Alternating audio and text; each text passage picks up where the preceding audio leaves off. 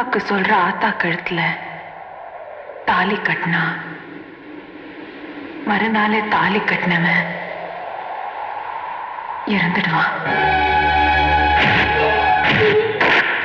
ஆத்தா விதவே ஆயிட்டா. அவ சொல்ற அருள்வாக்கு பலிக்காது. அதனால இந்த கல்யாணம் நடக்கக்கூடாது.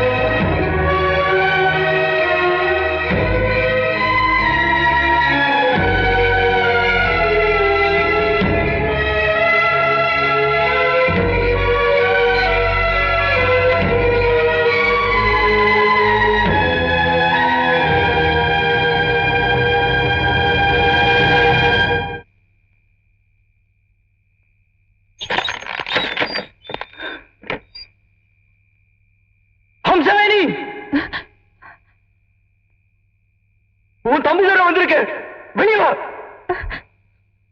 இந்த ஊரே சொல்லுது அம்சவேணி, நம்ம கல்யாணம் நடக்காதுன்னு இந்த ஊரே சொல்லுது. ஆனா எனக்கு தெரியும், உன் மனசு எனக்கு தெரியும், நீ சொன்னது உண்மை இல்லைன்னு எனக்கு தெரியும். நீ சொன்னதை இந்த ஊர் நம்பலாம், நான் நம்ப மாட்டேன். ஏதோ நடந்திருக்க, தைரியமா வெளியே வந்து நீ சொன்னது உண்மை இல்லைன்னு இந்த உலகத்துக்கு சொல்லு. தெய்வ வாக்கு பொய் வாக்காக கூடாது அம்சவேணி. அப்படியே நீ சொன்னது உண்மையா இருந்தாலும் ஏன் முன்னாடி வந்து சொல். என் வாழ்க்கையில நான் நேசிச்சது ரெண்டு பேர். ஒன்னு என் ஆத்தா, இன்னொன்னு நீ.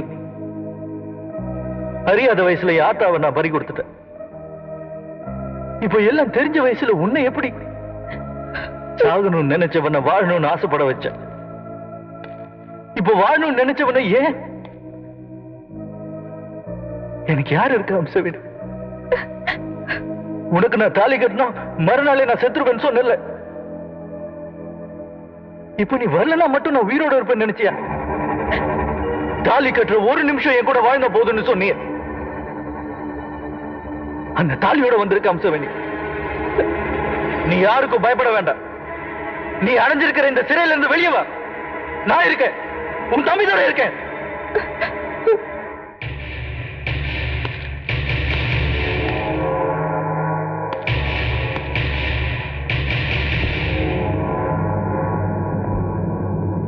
அடிச்சு கொள்ளுங்களா அந்த நாய?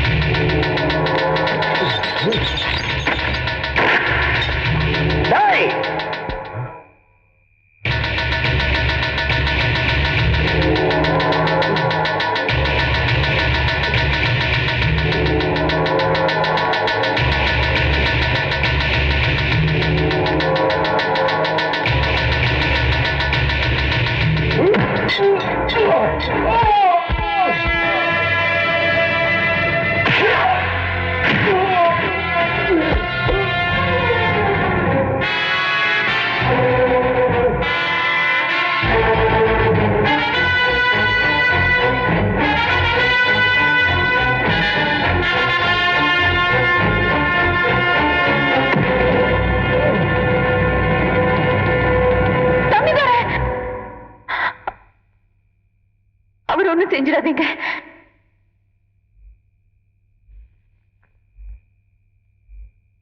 உங்களுக்கெல்லாம் நான் இப்போ ஒரு உண்மையை சொல்ல போறேன். நீங்கெல்லாம் நினைக்கிற மாதிரி இவர் எனக்கு அண்ணனும் இல்ல, நான் இவரோட கூட பிறந்த தங்கச்சியும் இல்ல. இது வரைக்கும் நான் ஊருக்காக சொன்னதெல்லாம் தெய்வ வாக்குதான். ஆனா இன்னைக்கு எனக்காக, என் வாழ்க்கைக்காக சொன்னது பொய் வாக்கு.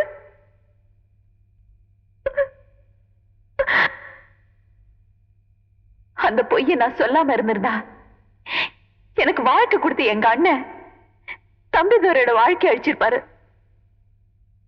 என் அண்ணன் உங்க சுய லாபத்துக்காகவும் வருமானத்துக்காகவும் எனக்கு கல்யாணமே நடக்க கூடாதுன்னு நினைச்சீங்க. என்ன வளர்த்து ஆளாக்கி இருந்தாலும் என்ன பொறுத்த வரைக்கும் உங்க வீட்டுல நான் எப்பவுமே ஒரு அனாதையா தான் இருந்தேன். எனக்கு இந்த ஆடம்பரமான வாழ்க்கை வசதி எதுவுமே வேண்டாம். சுதந்திரமா வாழ விடுங்க. நான் கெஞ்சி கேட்டுக்கிறேன். நீ என்னம்மா இந்த பயல போய் கஞ்சிக்கிட்டு உன்னை ஆத்தா ஆத்தான்னு இந்த ஊரே கொண்டாடுது? இந்த பயலுக்கு நான் அவளே காலமா? மாப்பிள சீமாப்பிள அவனை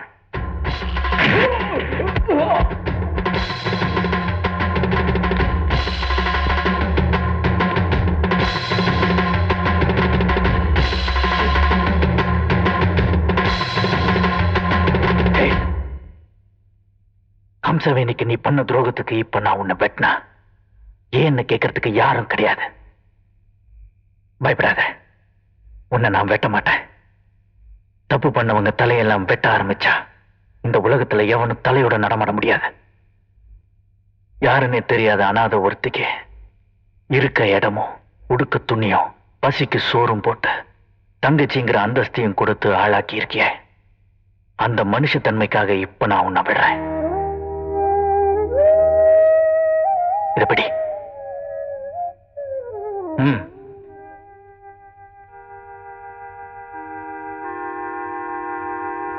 இது நாள் வரைக்கும் உனக்காக கஷ்டப்பட்ட அந்த அனாதையோட முகத்தை பாரு.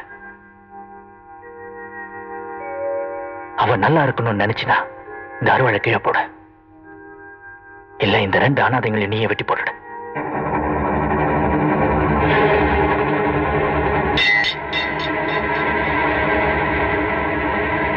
மாப்பிள்ள என்ன மன்னிச்சிருப்போம்.